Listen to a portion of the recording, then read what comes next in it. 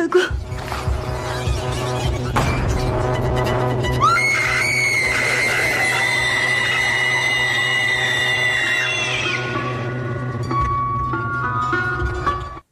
Translation khan hin nunga melhoi ta khan hin adong pa anga in hichi translation munahin amazon hin kengkoh san ahin kimu in hichi kengkoh san chu hoina za chum ble hi ji in amanjong adei chan hichi kengkoh san chu an ki si in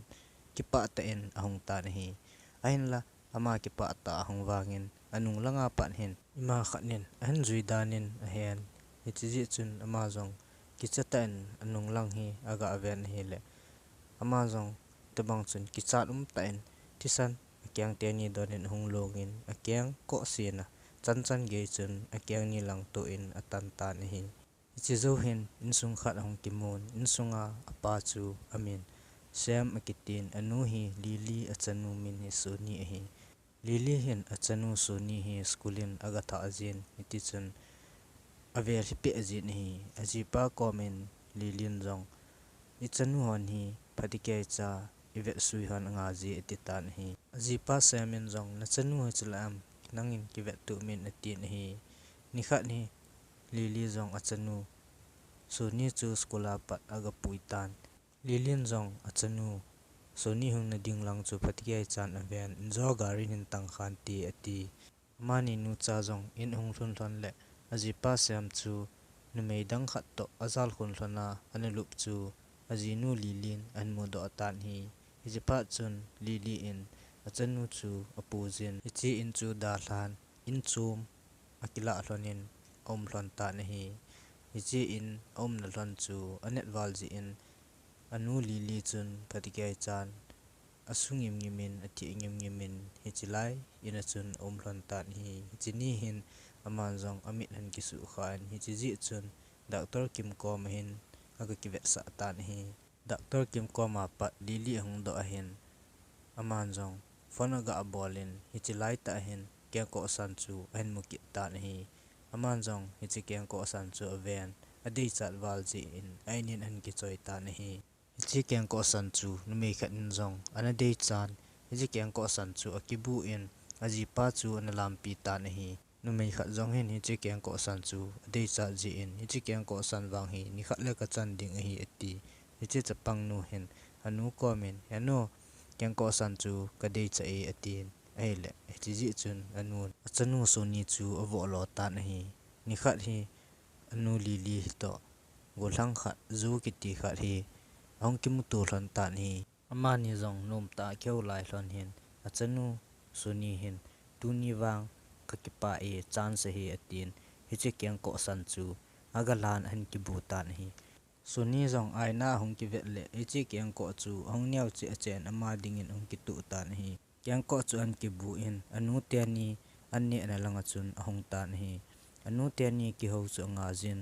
suni in jong heno ipidinga kapa to an ki khen ron ham ati hichi pha chun zu in jong lili ko ma chun naji pa to itian ki khen ron ham ati lili in hichi chapang ho chu sei po nata asan ham phatike cha ka khen thing hon hetai ka ki khen na hlon jong aso na so le te bowe ati pi tan hi hiche hin zu in kengko san chu an mudo ki tan hi pasalpa zu chi do anung hin lili jong aki gelin hichi kengko hi til khat wang omi ti tan hi hitia ki gel lai hin amit nanin han phan alung minin amal ajipa amun chuzovin achanu insanga pana akile hla amun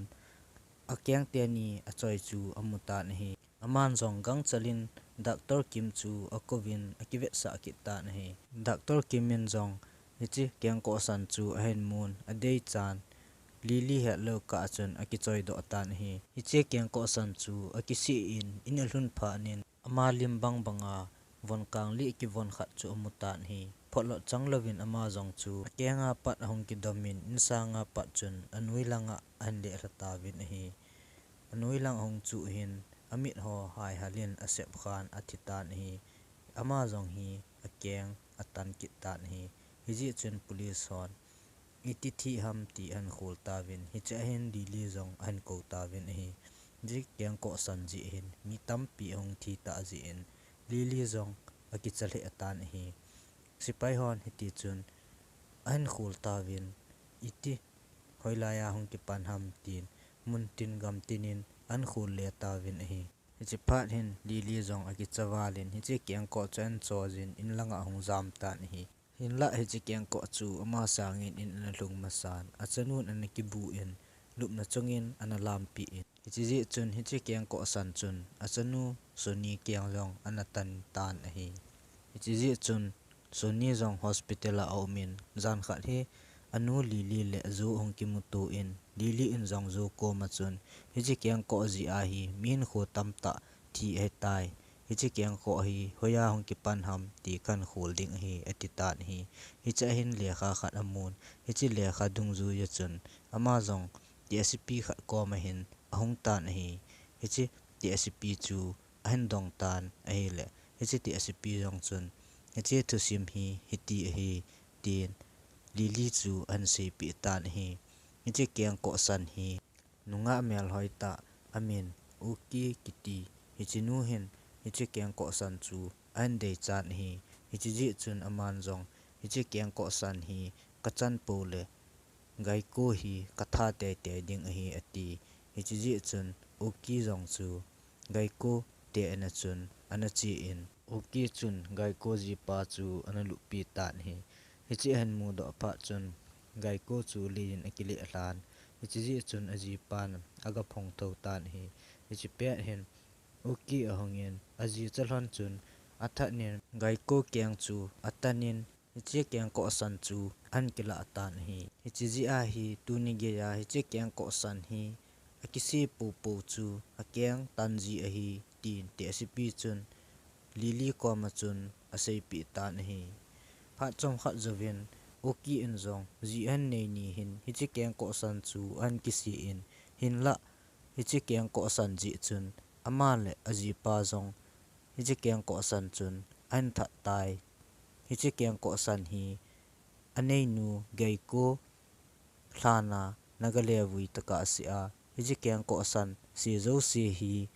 akengo kitana kithat ji ding hi tin asei pi tan hi hichi ji chun lili in zong hichi kengkoh san chu an chojin gaiko thlana chun agavui tan hi hichi nia pa hin hichi kengkoh san zong amangin mithi zong atang tan hi film explain akichai tai angai nom jouse chule koi hile engai lu josin